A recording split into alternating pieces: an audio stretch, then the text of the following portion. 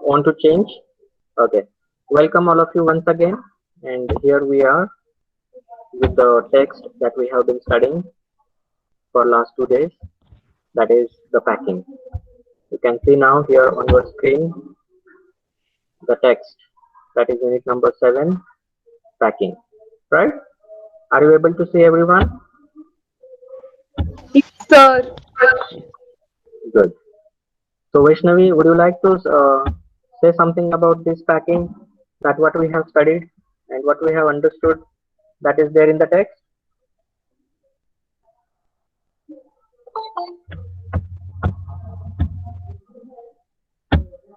Yes, dear Vaishnavi. sir, I haven't read it yet. All right. Yesterday we watched a video and also I summarized the text and explained. And after that, we started with word to word and line to line explanation so that we could also get the meanings between the lines. So this is the story about three persons, three friends. Ghanshyam, would you like to name them? Yes, sir. Please, dear. Harris, Jerome, and John. Yes. Harris, Jerome, and George. very good. So yesterday we watched video in which we got summary also and some part. We also explain with every word and a line, right? So Ghanshyam, would you like to say something that what we studied yesterday?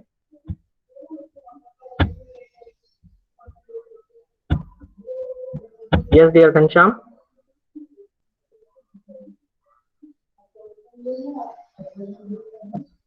No? Sir? Can you please explain briefly that we studied yesterday? Yes, sir. Yes, dear.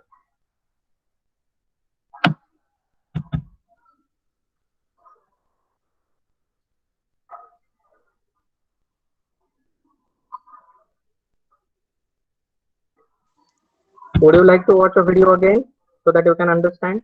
Yes, sir. Okay, good. So here it is. I'm playing. You can see and watch it carefully so that you can understand it in a better way. अरे हाय बोल ना तेरी वो जो favourite online sale थी ना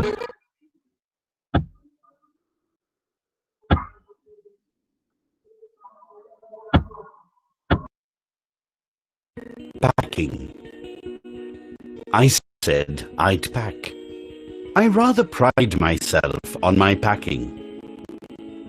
Packing is one of those many things that I feel I know more about than any other person living. It surprises me myself sometimes how many such things there are. I impressed the fact upon George and Harris and told them that they had better leave the whole matter entirely to me. They fell into the suggestion with a readiness that had something uncanny about it. George put on a pipe and spread himself over the easy chair, and Harris cocked his legs on the table and lit a cigar. This was hardly what I intended.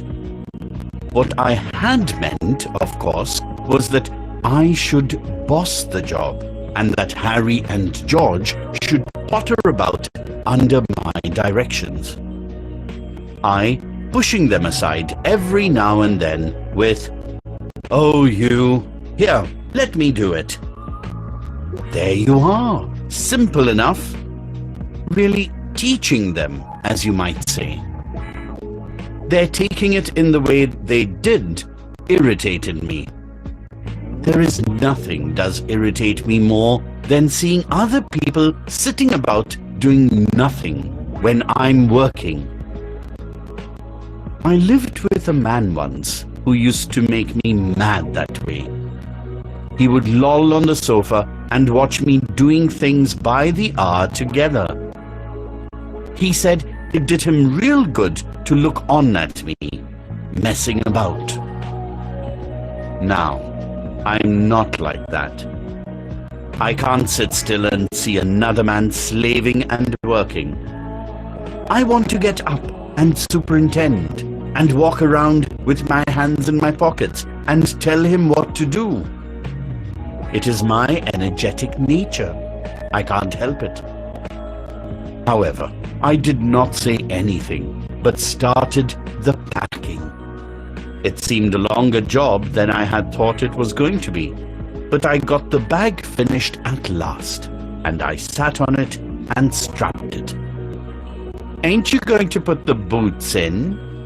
said Harris. And I looked round and found I had forgotten them. That's just like Harris. He couldn't have said a word until I'd got the bag shut and strapped, of course. And George laughed. One of those irritating, senseless laughs of his. They do make me so wild. I opened the bag and packed the boots in. And then, just as I was going to close it, a horrible idea occurred to me. Had I packed my toothbrush? I don't know how it is, but I never do know whether I've packed my toothbrush. My toothbrush is a thing that haunts me when I'm traveling and makes my life a misery. I dream that I haven't packed it and wake up in a cold perspiration and get out of bed and hunt for it. And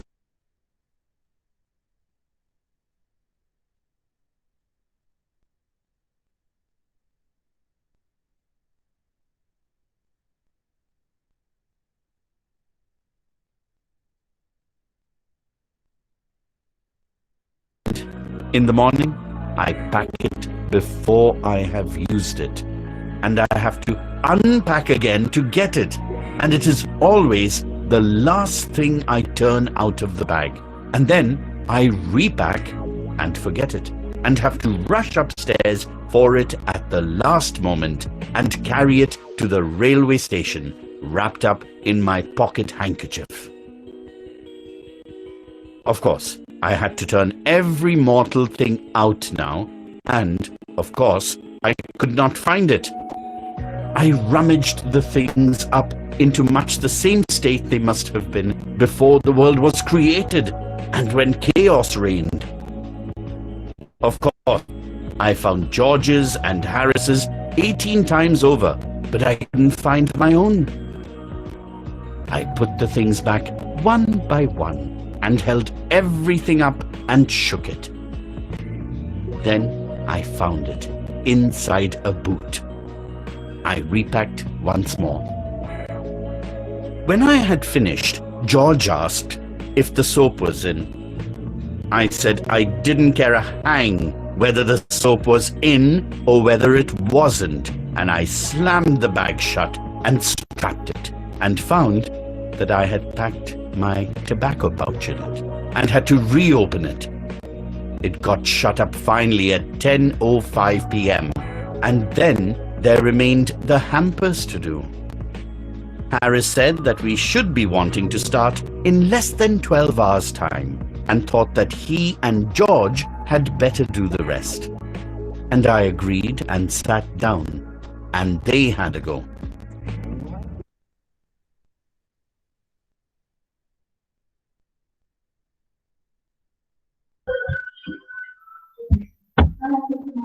So, dear students, this was what we studied, that how, Jerome wanted that he should just boss the people, boss his friends, and just he would sit and monitor them and give them instructions that you should do this and you should not do that and all. But it finally happened that, he had to pack himself, and they both, George spread himself over the easy chair and Harris cocked his legs on the table. Can you see on the screen, dear students? They were cozy and was doing the work. Yes, dear Vaishnavi.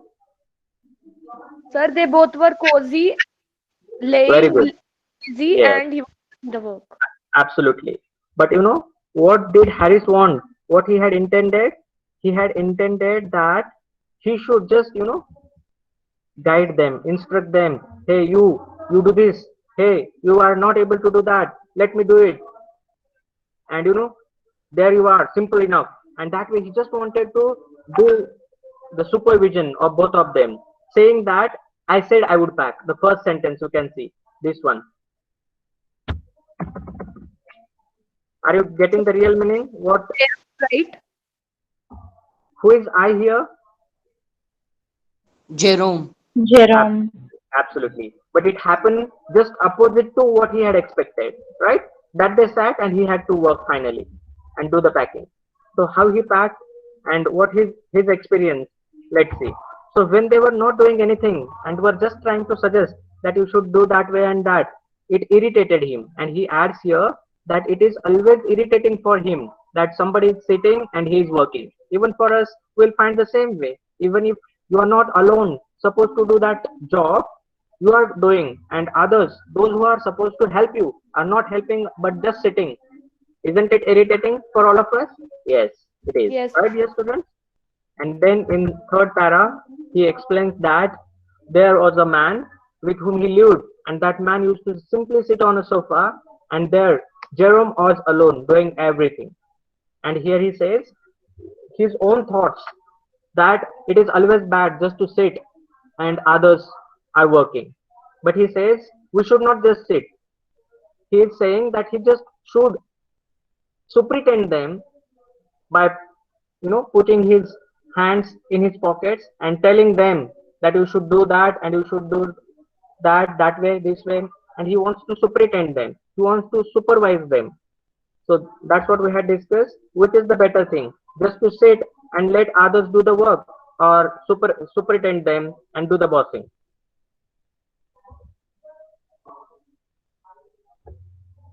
Yes, dear students. Hello. Sir, helping them. Yes, sir. Yes, both of the things are not good. That you are just sitting and others are working, or you are just doing bossing and others are working under you. No, it is always better to collaborate, cooperate. These are the proper words we can say, right? Then he started working, and there, everything happened well, but he found that there were no boots at all in his bag. Who reminded him? Harris reminded about the boots. Then he somehow opened the bag again and put those boots back. Then he remembers about Toothbrush. toothbrush. And about toothbrush, he has mentioned here that it is the one he has always been forgetting in his past journeys, or trips. All the time, the toothbrush had been a trouble for him, and so he wanted to ensure again that he has packed that toothbrush. But he found both George and Harry's toothbrush 18 a times, but not of his own. But he finally found, and where was it? In the boots that he had packed. And this way, here he explains on the next page that how he, with some chaos that was rain, somehow managed to pack that bag by 10:05 p.m. at night. You can see here in this para. When I had finished, George asked me if the soap was there, but he was not bothered about the soap. But which was the thing that made him open the bag again? His spectacles. And then at 10:05, he finished with his work and offered now his friends to do the packing of hampers, means last baskets for carrying food. It was all about foods. And how do they do? I think till here we are done yesterday, dear students. Right? George's packing is done. Now it is the turn. In fact, we are done with everything but word to word and line to line explanation. What do you say, Ghansham? Was it this that we had done and ended our session with? Yes, sir. Okay. So let's see here from page number 84, paragraph number 8. They began in a light-hearted spirit. evidently intending to show me how to do it. I made no comment. I only waited. With the exception of George, Harris is the worst packer in this world. And I looked at the piles of plates and cups and kettles and bottles and jars and pies and stores and cakes and tomatoes, etc., etc., and felt that the thing would soon become exciting. And they just started collecting everything there near the bag so that they can pack properly, they thought. But here, according to Jerome, George is good, but Harris is the worst packer in this world, he says. And there they are now going to pack the bag. And they have collected everything there and brought near the bag. Let's see how do they pack. You can see here they have arranged those things with them nearby. There is a dog. How one of them step on the butter, right? Who do you think is Jerome? And who do you think is George? And who do you think is Harris? So the one who is sitting on the table is Jerome. Good. Right hand side, the first character is Jerome. Then the middle one and the one stepping on the butter. You please answer these questions. I'm just going to read this para. Listen now carefully. They started with breaking the cup. And they firstly brought those things all together near the bag. But the first thing that they break was the cup. And that way, they began the packing. That was the first thing they did. They did that just to show you what they could do and to get you interested. Firstly, they were very, excited to show and teach Jerome how to pack. And out of that excitement, they collected everything, but began with breaking of a cup. Then Harris packed the strawberry jam on top of a tomato and squashed it. And they had to pick out the tomato with a teaspoon. And finally, Harris, as already mentioned as the worst packer, he firstly put those tomatoes down and on it he put the strawberry jam. Do you think it can be squashed? Yes, it's very easy. Heavier things to are on the vegetables like tomatoes. The tomatoes are there to be squashed. If you are going in the market and buying the thing, what will you buy first? Potato or tomato? If you have a single bag, Potato. Then you will keep your tomatoes and then vegetables like spinach or there are many that you may buy. So that should be the way, that no food item nor any vegetable should be spoiled. And that's what Harris was not knowing. And so he squashed the tomatoes by packing the strawberry jam on top of it. And finally they spent much time to pick out the tomato with a teaspoon. Then it was George's turn. And what he did, let's see. He threw on the butter. You can see this is George who is throwing on butter. So the first character there is Jerome from right hand side. Then the middle one is Harris. And the one stepping on the butter is George. You got them all? The characters in the picture? Yes, dear students? Yes, sir. Very Yes, good. sir. So, and then it was George's turn and he trod on the butter. I did not say anything, but I came over and sat on the edge of the table and watched them. You can see how he sat on the table watching them and how the things are there scattered and the room has been completely messed up over there. Then it irritated them more than anything I could have said. I felt that it made them nervous and excited, and they stepped on the things and put things behind them and then could not find them when they wanted them. And they packed the pies at the bottom and put heavy things on top and smashed the pies in. And finally, they also felt irritated. You know why? Because Jerome was simply sitting, looking at them, and they were both working. And it irritated them very much. And as they become nervous and excited to pack, they used to just step on the things and were trying to find. Means if here is this, diary I want, I'm stepping ahead and it is now back to me and I'm searching for it. Can I get it? No. But they were doing like that only, out of excitement and the nervousness that they had. Right? Understanding their students? And that way, they spent very much time in finding the things only, and it was almost midnight. More than that, they could pack the bag. How? It is still interesting. Let's see. Like, the pies, they were at the bottom, and on the top, the heavy things were there. Is it the proper way to pack? No. there should be heavy things at the bottom, and those, the fragile one or can be broken, should be on top of it. If you're packing your bag, dear students, will you pack your mirror at the bottom or on top so that it cannot be broken? What care you will At take? top. Top. Absolutely. Sorry. They were At not top, sir. doing these things. They were, as you saw, that they packed firstly the tomatoes and put the, jam on it, and it finally smashed the tomatoes. Like that only, they smashed the pies also. Do you know the pie? That is a food item. Then number 10, Yes, they sir. upset salt over everything. And as for the butter, I never saw two men do more with 1 and 2 pence worth of butter in my whole life than they did. And George had got it off his slipper. They tried to put it in the kettle. It wouldn't go in, and what was in would not come out. They did scrape it out at last and put it down on a chair. And Harry sat on it, and it stuck to him, and they went looking for it all over the room. And finally they brought salt. It was spread on all the things over there, and as the butter, it was already squashed and was scrawled by George. Now they somehow managed to get it out of the slipper, by scrapping it. Then wanted to put it in a kettle, but they could not. Then half of the butter was there inside the kettle and half out, and they could not manage. But somehow they finally tried to manage with that and put all that butter on a chair. And there Harry sat on butter. And after that, what happened? It's really very interesting. Listen now about the butter, the story of butter. They looked for that butter everywhere. They went looking for it over the room, everywhere.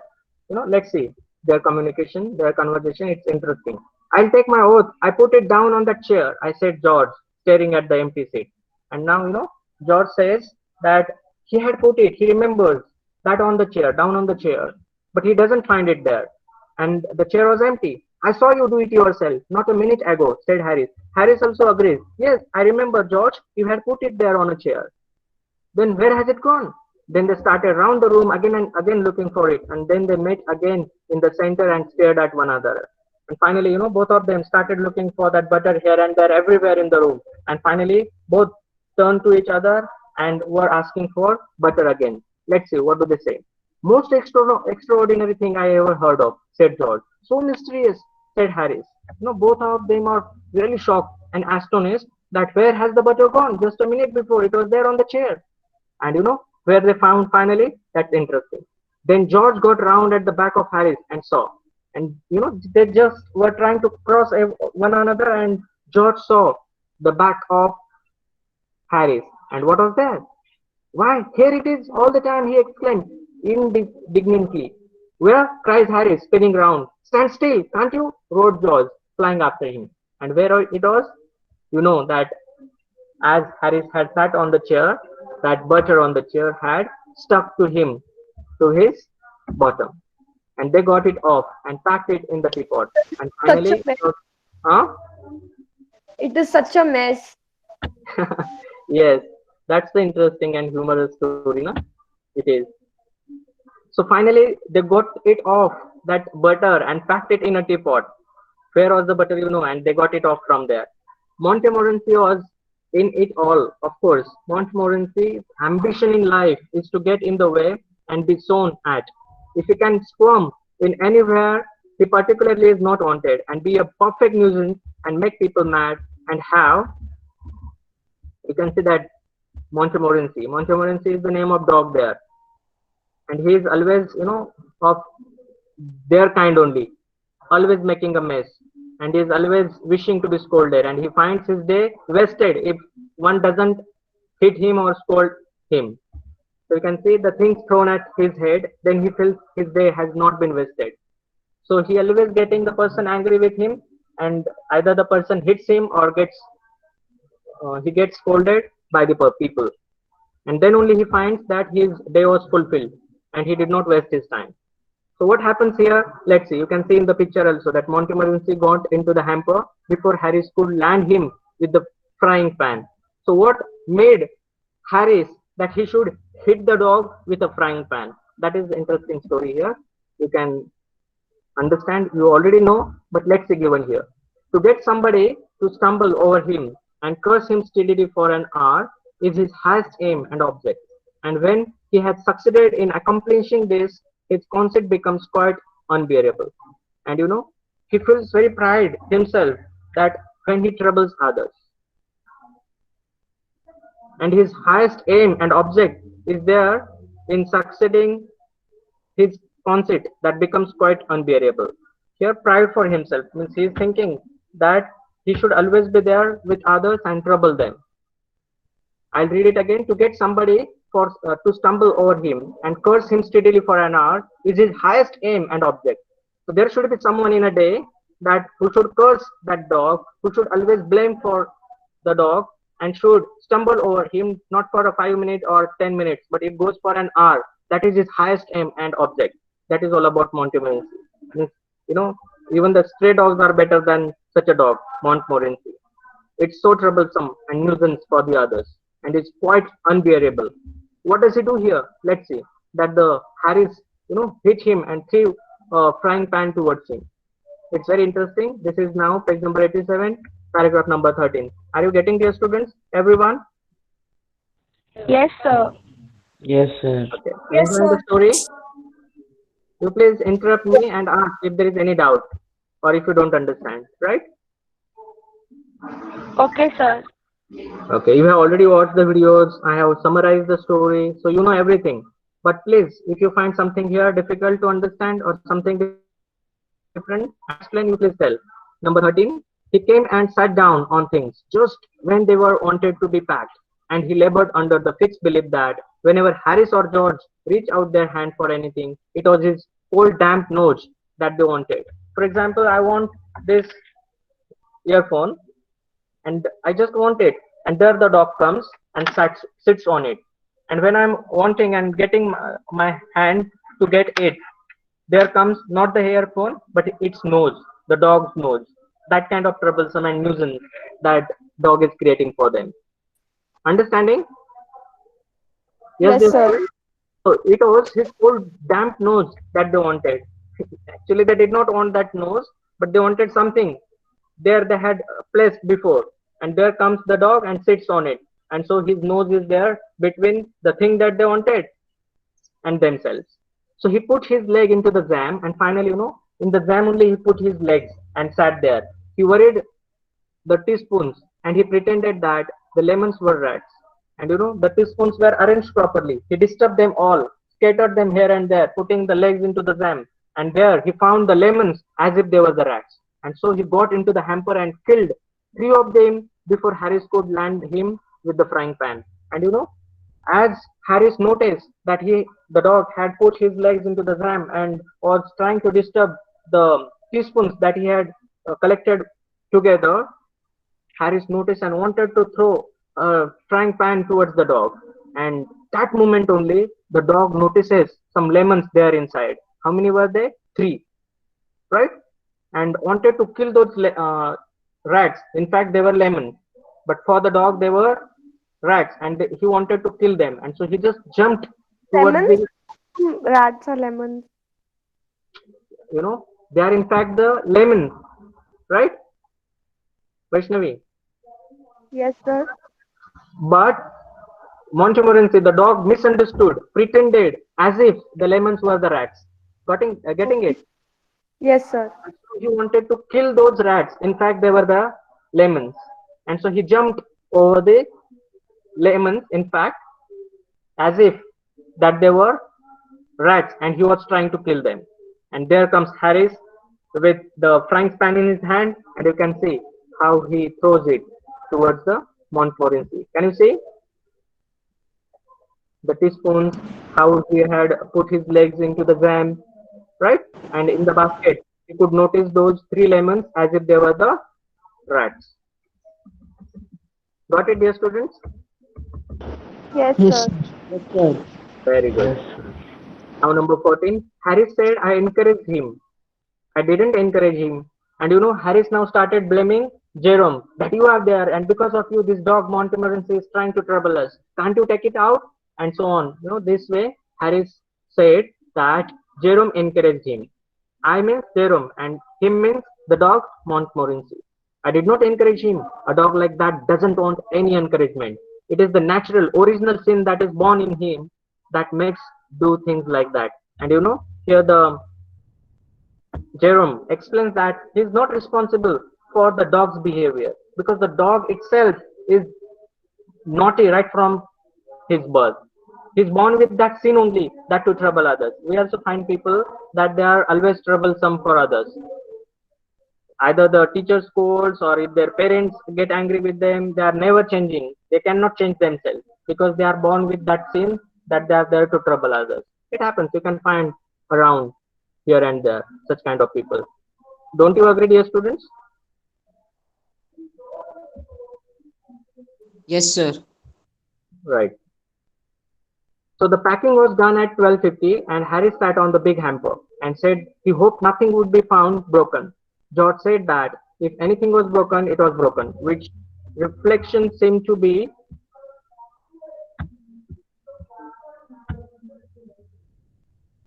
comfort him. He also said he was ready for bed. We were all ready for bed. Harry was to sleep with us that night and we went upstairs.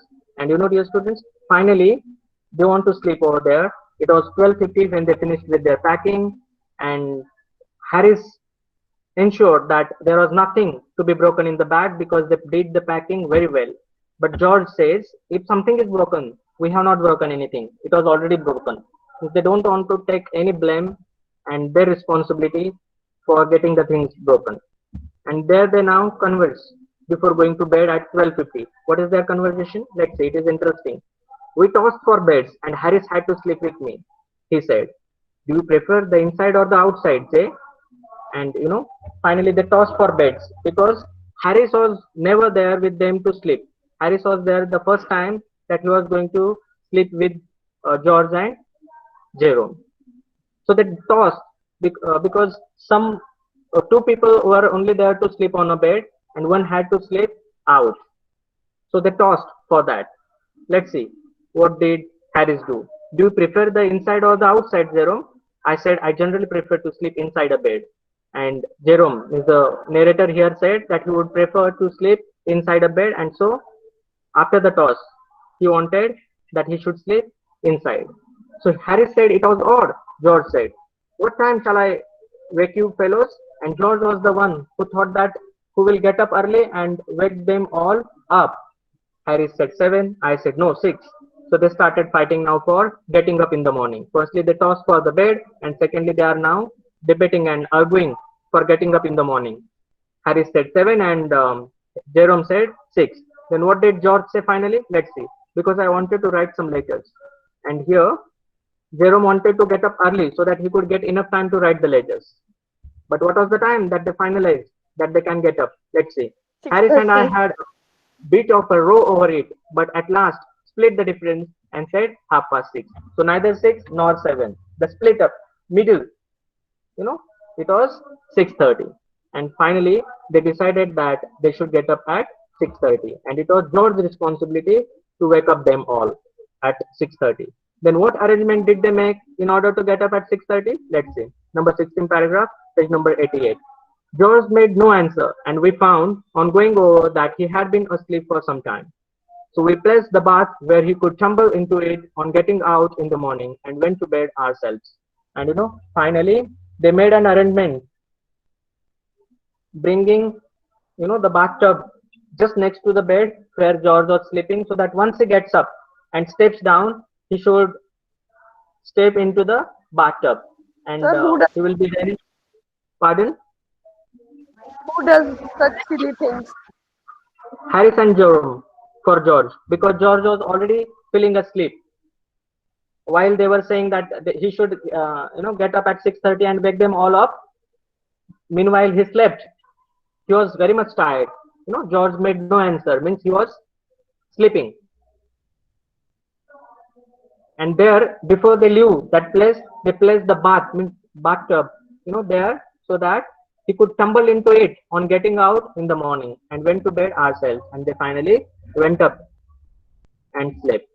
So this is the story by Jerome K. Jerome, one of the characters, Three Men in a Boat. This is a novel, dear students. If possible, you get it and read it. That's really interesting. Yes? Yes, sir, I have this novel. Oh, very good. It's really interesting. You know, it is, I think last year there was Gulliver's Travels, a supplementary reader, and also in addition to that, one more novel for 10 marks. But CBSE discontinued it, and optional to it was this, 3 men in a boat. Anyway, nowadays syllabus is being reduced. It is 30% reduced. There are chances that more 20% may be reduced. Let's see the final decision from CBSE. So would you like to watch now the another part that we have just done with the Yes, sir. summary? Okay, here it is. Yes, sir.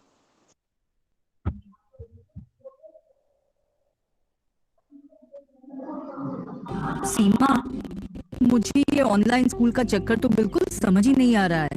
ये video calls और link से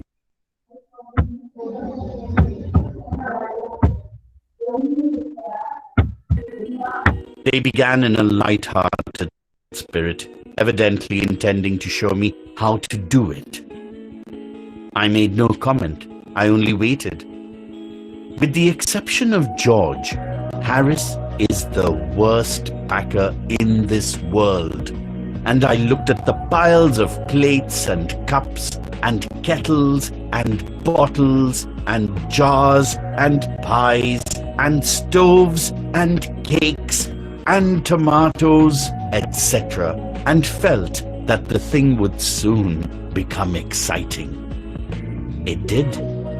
They started with breaking a cup. That was the first thing they did.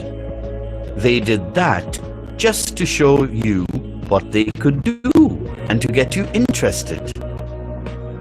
Then Harris packed the strawberry jam on top of a tomato and squashed it, and they had to pick out the tomato with a teaspoon.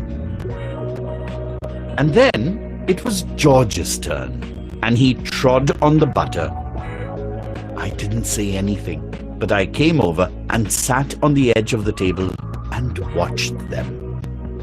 It irritated them more than anything I could have said. I felt that. It made them nervous and excited, and they stepped on things and put things behind them and then couldn't find them when they wanted them, and they packed the pies at the bottom and put heavy things on top and smashed the pies in. They upset salt over everything, and as for the butter, I never saw two men do more with 1 and 2 pence worth of butter in my whole life than they did. After George had got it off his slipper, they tried to put it in the kettle. It wouldn't go in, and what was in wouldn't come out. They did scrape it out at last and put it down on a chair, and Harris sat on it, and it stuck to him, and they went looking for it all over the room. I'll take my oath. I put it down on that chair, said George, staring at the empty seat. I saw you do it myself not a minute ago, said Harris. Then they started round the room again, looking for it, and then they met again in the center and stared at one another. Most extraordinary thing I ever heard of, said George. So mysterious, said Harris. Then George got round at the back of Harris and saw it. Why, here it is all the time, he exclaimed indignantly. Where? Cried Harris, spinning around. Stand still, can't you? Roared George, flying after him. And they got it off and packed it in the teapot. Montmorency was in it all, of course.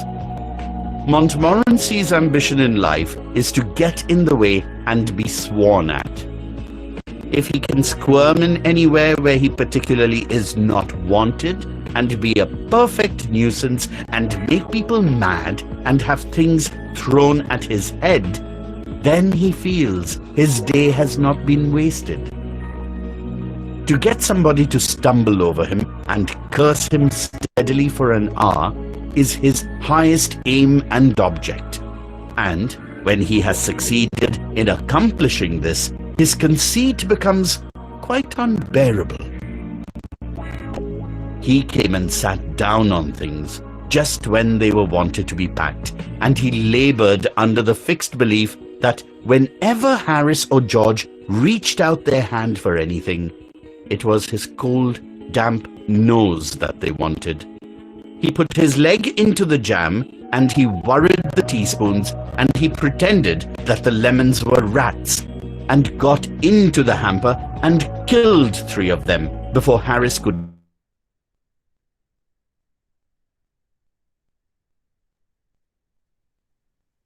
encourage him. A dog like that doesn't want any encouragement. It's the natural, original sin that is born in him that makes him do things like that. The packing was done at 12:50, and Harris sat on the big hamper and said he hoped nothing would be found broken. George said that if anything was broken, it was broken, which reflection seemed to comfort him. He also said he was ready for bed. We were all ready for bed. Harris was to sleep with us that night, and we went upstairs. We tossed for beds, and Harris had to sleep with me. He said, "Do you prefer the inside or the outside, Jay?" I said I generally preferred to sleep inside a bed. Harris said it was odd. George said, "What time shall I wake you fellows?" Harris said, 7. I said, "No, 6, because I wanted to write some letters." Harris and I had a bit of a row over that, but at last split the difference and said 6:30. "Wake us at 6:30, George," we said. George made no answer, and we found, on going over, that he had been asleep for some time. So we placed the bath where he could tumble into it on getting out in the morning, and went to bed ourselves. By Jerome K. Jerome.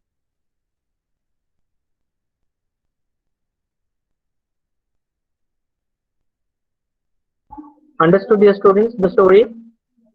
Was it interesting? Yes, sir. Very good. I think the question answers were also shared with you, and I hope many of you have written, right? Is it so? Sir, we have to write that whole summary also. Yes, it is better, dear students, you write. It helps you understand it in a better way, and the things we have understood, if we practice them writing now, they are longer, can be remembered. Got it? Fine? Yes, sir. Okay. So do you want to explain the questions and their answers again, or you have already written and understood? Is there any doubt? No, sir, no doubt. Sir, 10th question. Yes. Okay, or you want me to discuss here one by one all the questions? Sir, 10th No, one. sir. 10th only. It's so simple. Take the statements that are true. True. They started with breaking a cup. True. Right? Yes, sir. Okay. The second one is they also broke a plate. No, it's false. Right?